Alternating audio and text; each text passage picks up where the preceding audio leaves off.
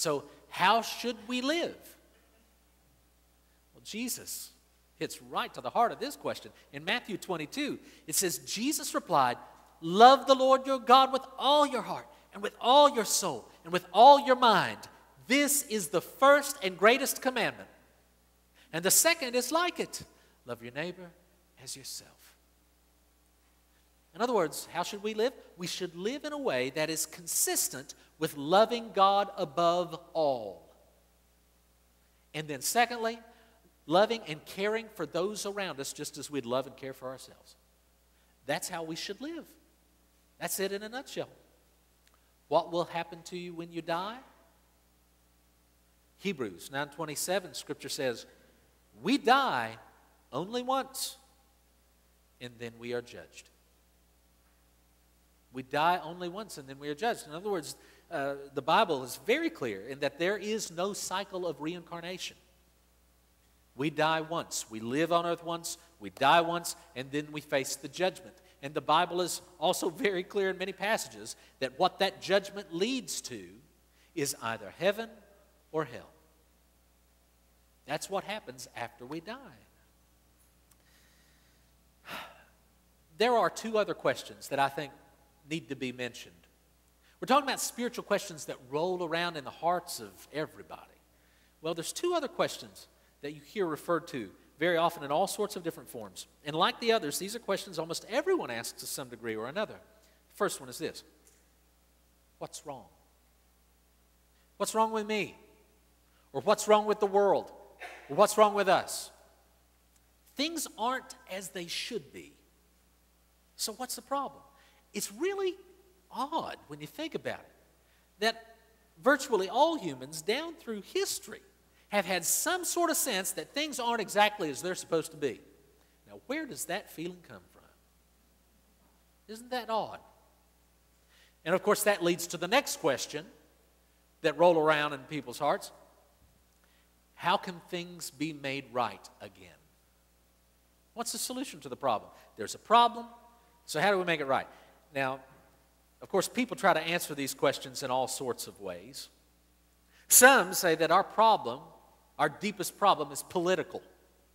What we need is to invent a better political system, or to get the right people involved in the right places in the political system, and then everything will be fine. Other people say that our primary problem is socioeconomic in nature. In other words, it's a problem of haves and have-nots. It's a wealth versus poverty issue. And if we can just adequately address that, everything will be fine. Other people say that, no, our primary problem is an educational issue. In other words, our real problem is ignorance. And if we can just get everybody educated enough, then everything will be fine.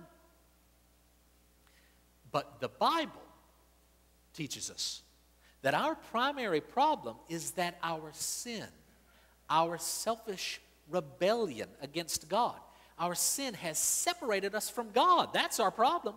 And that all of the other problems that we deal with find their root cause in that main problem, our separation from God. The Bible also gives us a solution. It says that God, through having Jesus die on the cross and Jesus rising from the dead, has prepared a way for us to come back to God through Jesus.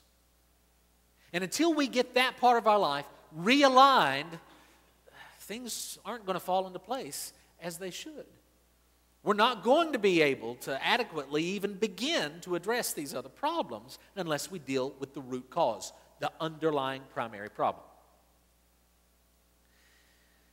Guys, we've been talking about spiritual questions that all sorts of people wrestle with. Sometimes we'll worry about whether or not someone will be open to having a spiritual conversation with us. We're talking about evangelism. And we'll get all psyched out about it. You know, how's this person going to respond? What if they're not interested? How do I take this gospel message and make it relevant and make it interesting? How can I say it in a way that they want to hear? But what I'm trying to explain through this sermon is that God has created us in such a way that everyone is already asking spiritual questions, whether they realize it or not. In other words, the gospel is, by its very nature, automatically relevant. We don't have to try and make it relevant. It is. God has prepared humanity to receive the gospel. God has prepared the soil to receive the seed.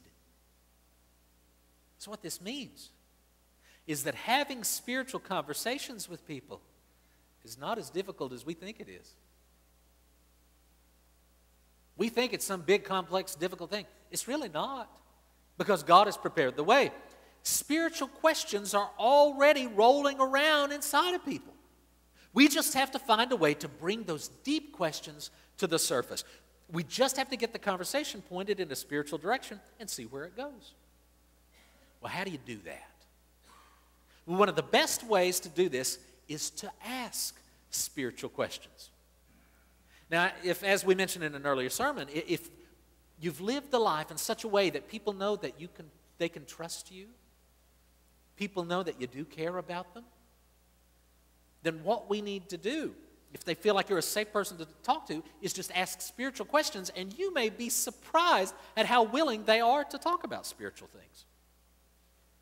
So what kind of questions do you ask? In your bulletin, in that note sheet that some of you are taking notes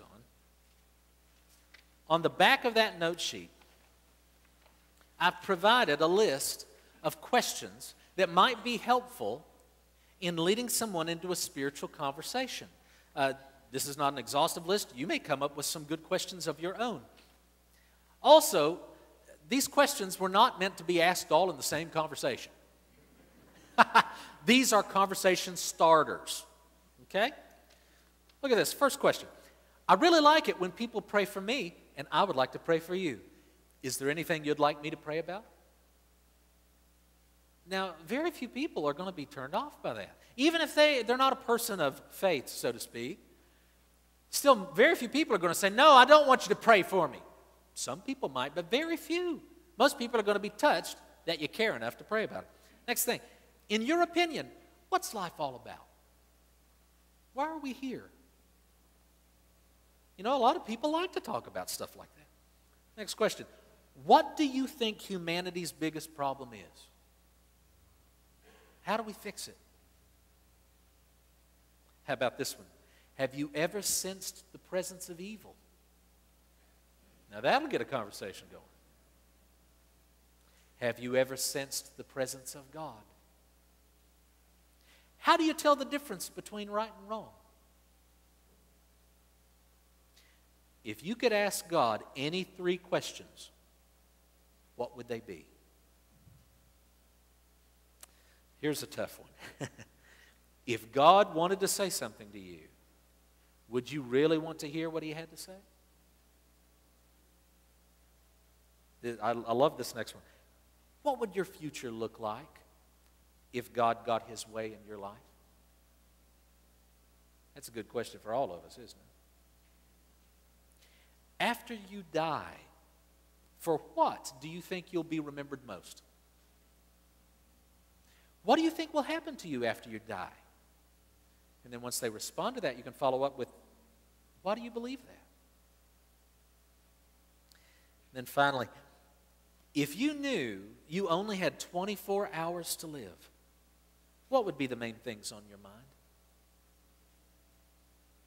As I said, you may come up with other questions, but here's just some ideas, and I would encourage you to really read over this a lot so that these ideas, these questions are fresh so that you can use this at some point.